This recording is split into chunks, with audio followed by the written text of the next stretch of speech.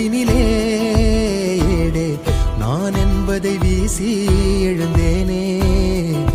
மனமே தான் என்பது போகும் பெருங்கணத்தினிலே கூவி வாவென்றொரு வாழ்க்கை சிறு குரலாய் அருளாய் பேச போகாதொரு